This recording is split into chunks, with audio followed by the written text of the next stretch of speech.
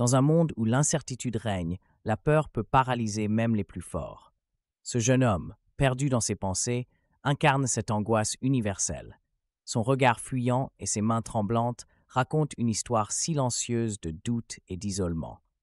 Marché sous la pluie battante, il est submergé par des voix intérieures critiques. « Tu n'y arriveras jamais », murmure la peur.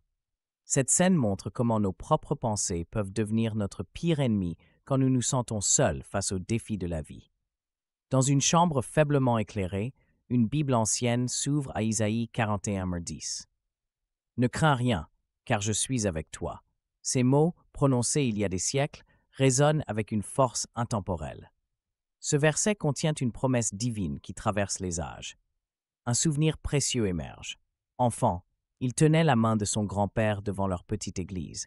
« Dieu est plus grand que tes peurs », disait ce sage homme. Ces moments d'innocence et de confiance pure contiennent souvent les leçons les plus profondes que la vie nous offre. Les yeux fermés, il serre la Bible contre son cœur et respire profondément. La pluie cesse, comme si la nature elle-même retenait son souffle.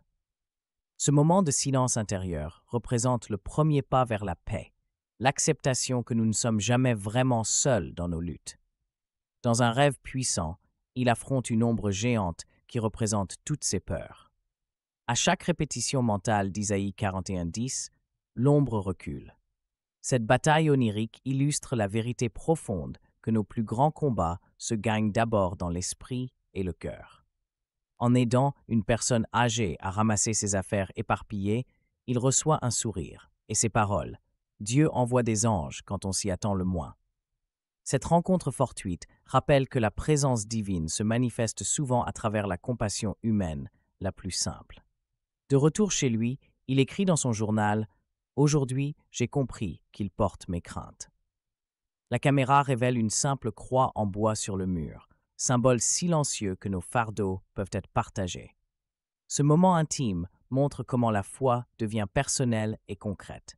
Devant un petit groupe de soutien, il partage son parcours avec authenticité. Un auditeur murmure « C'est exactement ce dont j'avais besoin ». Ce cercle de vulnérabilité partagée illustre comment nos histoires personnelles de lutte et d'espoir peuvent devenir des phares pour d'autres navigateurs de tempête.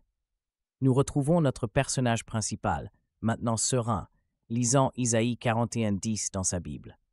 La même lumière qui éclairait le verset dans la scène 3 brille maintenant sur son visage apaisé. Ce contraste avec la première scène montre le pouvoir transformateur de la parole divine lorsqu'elle est reçue avec foi.